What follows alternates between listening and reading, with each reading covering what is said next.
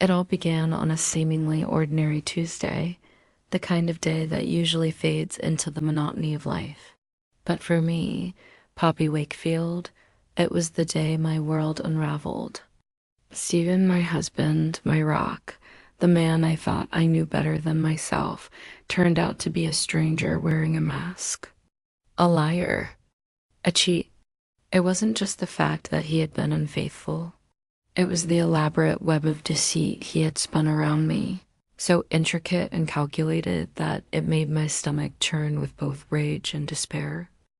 Stephen had taken up bird watching, or so I thought. He would leave at dawn, armed with binoculars and a thermos, claiming he was chasing rare sightings of some elusive bird called the bearded tit. I should have questioned why a man who once screamed at the sight of a pigeon suddenly became an avid ornithologist. But no, I believed him. Why wouldn't I? He sent me photos, fake ones, I later discovered, of birds perched majestically on branches, their feathers glistening in the sunlight. Each photo came with a caption, "Look what I found today, darling." Or, "Isn't this incredible?" And like a fool, I cheered him on, never suspecting that his only prey was a woman named Claire. Then came the moment that shattered everything. While scrolling through Stephen's phone one evening, a move born out of boredom rather than suspicion, I stumbled upon a text thread that froze my blood. Claire. Her name alone felt like a dagger piercing my heart. The messages were intimate, filled with inside jokes and plans for secret rendezvous. One line stood out, burning itself into my brain.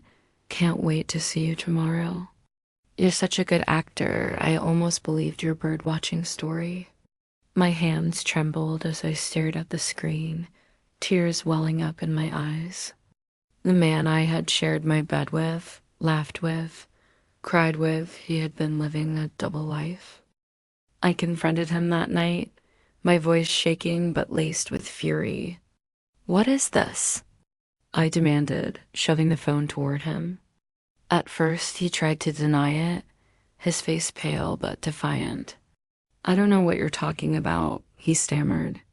But when I showed him the damning evidence, his shoulders slumped in defeat. Still, even then, he didn't apologize.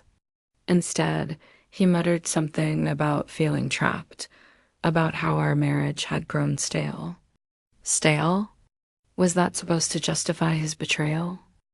The days that followed were a blur of sleepless nights and endless tears. Every memory we had built together now seemed tainted, like cracks spreading across a once pristine mirror. How could I have been so blind? So trusting? Stephen wasn't just cheating on me. He was mocking me, using my love as a shield to hide his lies. The pain was unbearable, like being buried alive under the weight of his deception. Yet amidst the chaos, a spark ignited within me, a fierce determination to rise above this nightmare and reclaim my life. The storm hit just as the plane began its descent into Los Angeles, and for a moment, Poppy thought her life was about to end. The turbulence was relentless, shaking the aircraft like a fragile leaf in a hurricane. Oxygen masks dropped from above as passengers screamed and clutched their seats in terror. "This is it," Poppy whispered to herself, clutching the armrest so tightly her knuckles turned white. She had already lost Stephen, her husband, her betrayer, and now she was going to lose everything else, swallowed by the unforgiving sky. But somehow, against all odds, the plane stabilized, and the pilot managed to land safely. As the cabin erupted in relieved applause, Poppy sat frozen, tears streaming down her face. She had survived the flight, but emotionally, she felt utterly broken. When she finally stepped off the plane, disheveled and drained, Justin was there waiting for her. His warm smile cut through the haze of despair that had enveloped her since discovering Stephen's betrayal. "Poppy," he called out, pulling her into a tight embrace. For a fleeting moment, she allowed herself to feel safe again. Justin wasn't just an old friend. He was a lifeline, someone who remembered her before the heartbreak, before the lies about birdwatching and fake photos of mythical birds. "You look terrible," he teased gently, brushing a strand of hair from her face. "But don't worry, I'll put you back together." Despite his reassurance, Poppy couldn't shake the weight of exhaustion pressing down on her. Her body ached, her mind raced with thoughts of Stephen and Claire, and her heart felt like it had been shattered into a million pieces. The drive to Justin's house was silent except for the soft hum of the car engine. Outside, palm trees swayed lazily in the breeze, a stark contrast to the chaos brewing inside her. Los Angeles was supposed to be her escape, her chance to start over, but right now, it felt more like purgatory, a place suspended between pain and healing. As they pulled into his driveway, Justin glanced at her with concern. "You're going to get through this," he said firmly. "I know you feel like you're drowning right now, but trust me, Poppy, you're stronger than you think." His words were meant to comfort her, but they also carried a challenge. Would she let herself drown in self-pity, or would she rise above the wreckage of her marriage? For the first time in days, Poppy felt a flicker of hope. Maybe, just maybe, she could find a way to rebuild her life. Los Angeles was supposed to be Poppy's fresh start, a chance to escape the suffocating weight of her crumbling marriage. But instead, it became a whirlpool of chaos and self-discovery that tested her resilience in ways she never imagined. One evening, Marcy invited her to an exclusive Hollywood fundraiser, a glamorous event filled with celebrities, politicians, and enough champagne to drown out any lingering sadness. Poppy, still clinging to her fantasy of meeting George Clooney, arrived dressed in what she thought was casual elegance. As soon as she stepped into the glittering ballroom, her heart raced, not from excitement, but from sheer anxiety. She spotted him across the room, George Clooney, laughing effortlessly with a group of admirers. Summoning every ounce of courage, Poppy approached him, only to be intercepted by security before she could even utter a word. "Ma'am, are you press?" One barked, gripping her arm tightly. "No, I'm just," she stammered, realizing too late that her nervous demeanor had made her look suspicious. Within minutes, she found herself being escorted toward the exit, cheeks burning with humiliation. The same man who symbolized hope for her now felt like another reminder of how far away happiness seemed. But the embarrassment of the gala was nothing compared to what happened on her date with Luke, a charismatic 29-year-old who swept her off her feet within days of meeting her. Their first few encounters were intoxicating. He was adventurous, playful, and refreshingly confident. Yet beneath his charm lay something darker. On their third date, after an intimate dinner under the stars, Luke revealed his true intentions. "I've been thinking about us," he said coyly, pouring them both another glass of wine. "And I think we should film ourselves. You know, me, you, and Irina. Tantric threesome, beautiful art." Poppy froze, her stomach churning as if someone had punched her. Her voice came out shaky but firm. "Are you insane?" "No, absolutely not." The betrayal cut deep, not because she cared for Luke enough to feel hurt, but because once again, she'd let someone get close, only to have them twist her trust into something grotesque. If those experiences weren't enough, Poppy's attempt at charity work turned into yet another public spectacle. Determined to channel her pain into something meaningful, she organized a pumpkin sale to raise funds for a local cause. Dressed as a turkey because the costume shop didn't carry pumpkins in her size, she stood outside a busy plaza, shouting slogans like, "Buy a pumpkin, save a life." Things took a turn when a wealthy businessman approached her booth. He smirked, eyeing her ridiculous outfit, and declared, "I'll double your donation if you gobble like a turkey right now." Mortified but desperate, Poppy hesitated. "Come on, folks," he taunted, addressing the growing crowd. "Let's see if this turkey can earn her keep." With trembling hands and a racing heart, Poppy forced herself to make the sound, elicited laughter from bystanders. By the end of the day, photos of her performance had gone viral, reducing her noble effort to internet fodder. Each snicker online felt like salt rubbed into wounds that hadn't begun to heal. It was a sweltering afternoon in Los Angeles when Steven showed up unannounced at Justin's doorstep, his face flushed and sweat dripping down his neck. He had run, yes, run, all the way from his hotel near the Hollywood Walk of Fame, a distance that would have been grueling even for an athlete. Poppy stared at him in disbelief as he stood there panting, clutching a bouquet of wilted flowers like some desperate character out of a bad rom-com. "I'm not giving up on us," he declared breathlessly, his voice cracking with emotion. "You're my wife, Poppy. We can fix this." For a moment, she felt pity not for Steven, but for the man who thought such grand gestures could undo months of betrayal.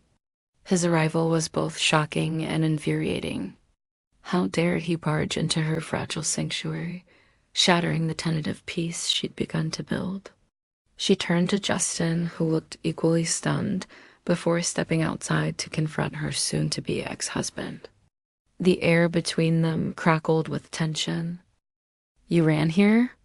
Poppy asked incredulously, crossing her arms over her chest.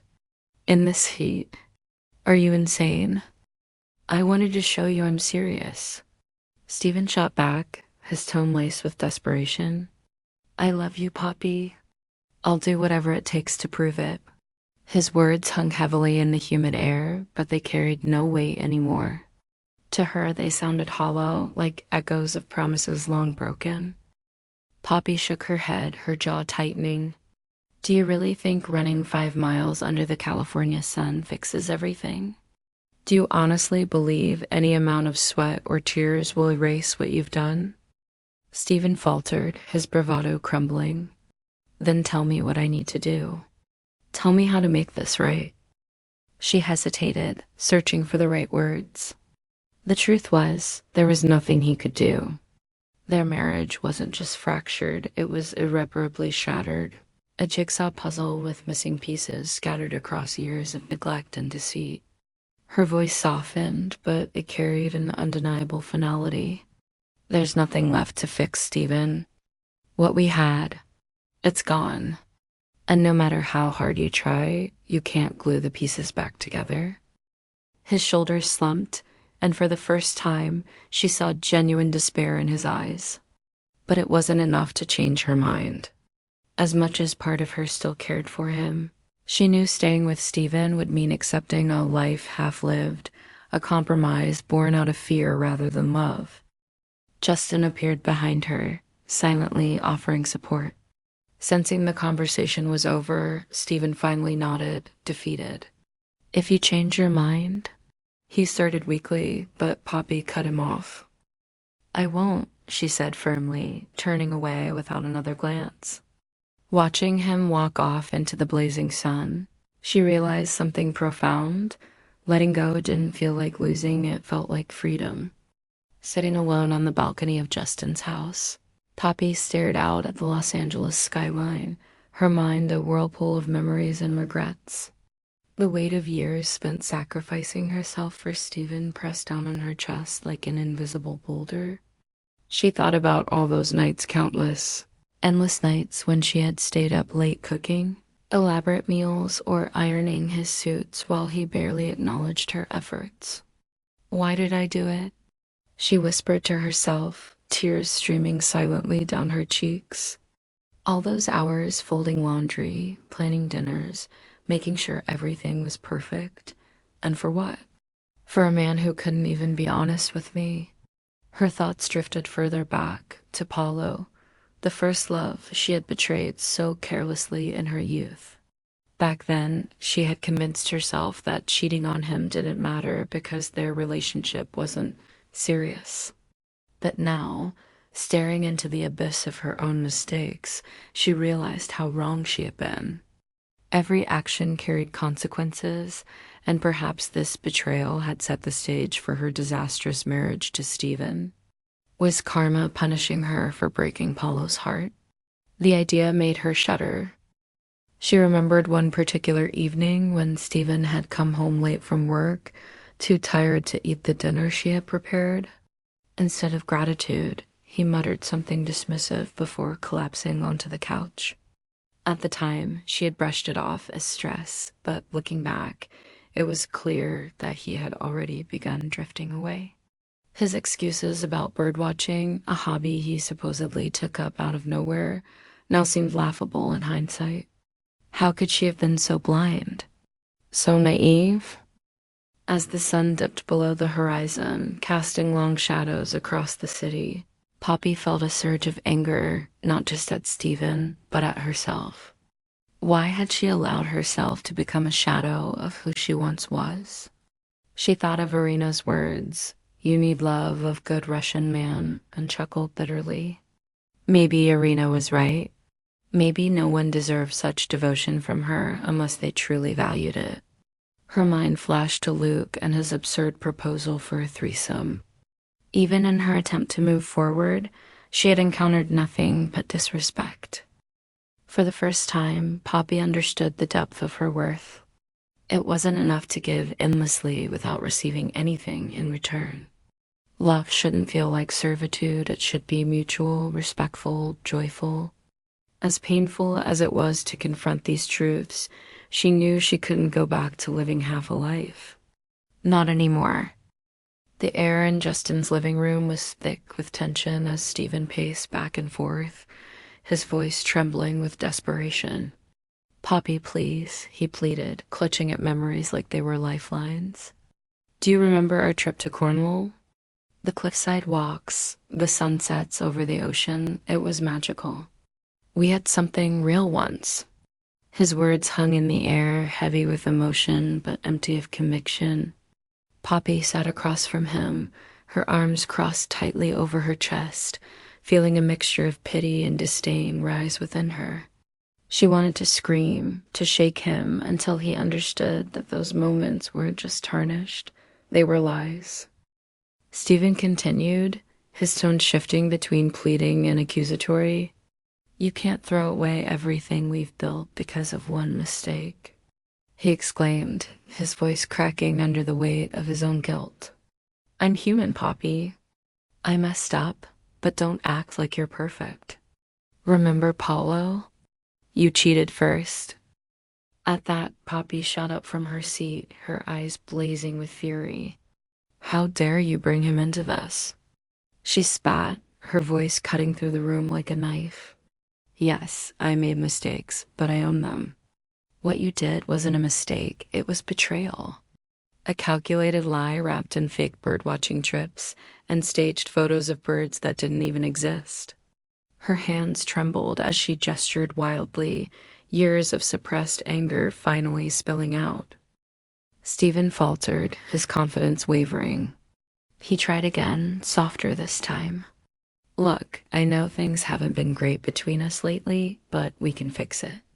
Together, let's start fresh. For old time's sake, for old time's sake," Poppy repeated, her voice dripping with sarcasm.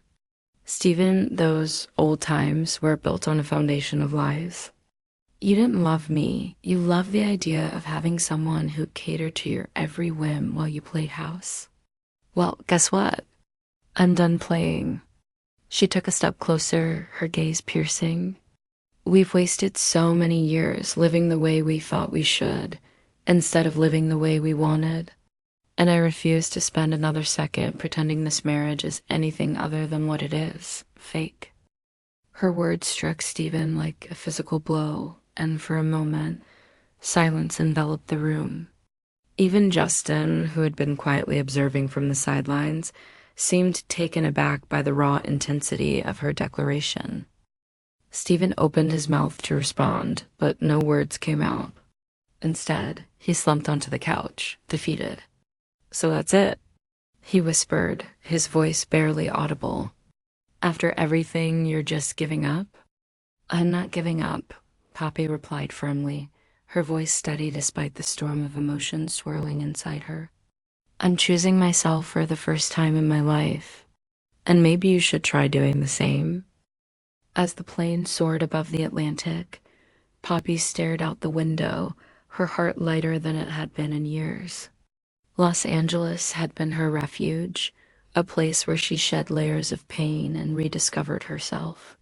But now, returning to London felt like stepping into a new chapter of her life, a chapter defined not by loss or betrayal, but by purpose and resilience. Walking through the bustling streets of the city she once called home, Poppy couldn't help but smile at how much she had changed. The woman who had arrived in LA broken and defeated was gone. In her place stood someone stronger, wiser, and unafraid to chase what truly mattered. Her first stop was the office of Women's Chit Chat magazine, where Sharon greeted her with open arms. "Welcome back, superstar," Sharon teased, handing her an assignment sheet for her new role as a columnist. This wasn't just any column, it was a platform for women who, like Poppy, had faced heartbreak and emerged victorious. She wrote about Marcy's journey from loneliness to self-discovery, Irina's advice on finding love without compromise, and even Luke's absurd proposal, which became a cautionary tale about boundaries. Her words resonated deeply, inspiring readers across the globe to reclaim their lives after hardship. But Poppy didn't stop there. Determined to make a tangible difference, she launched a charity initiative aimed at supporting women navigating divorce and rebuilding their lives. Fundraisers were organized, partnerships formed, and soon her project gained traction. Women poured in stories of survival, hope, and transformation, each one fueling Poppy's determination to create change. In her final article before leaving the magazine to pursue the charity full-time, Poppy reflected on her journey. "For so long, I chased fantasies George Clooney, happily ever afters, the perfect man," she wrote. But happiness doesn't come wrapped in a tuxedo or ride a Harley Davidson. It comes from within, from refusing to settle for anything less than we deserve. Her closing line echoed like a battle cry. George Clooney may be the ideal poster boy, but real happiness isn't found in searching for a flawless partner. It's found in our relentless pursuit of joy for ourselves.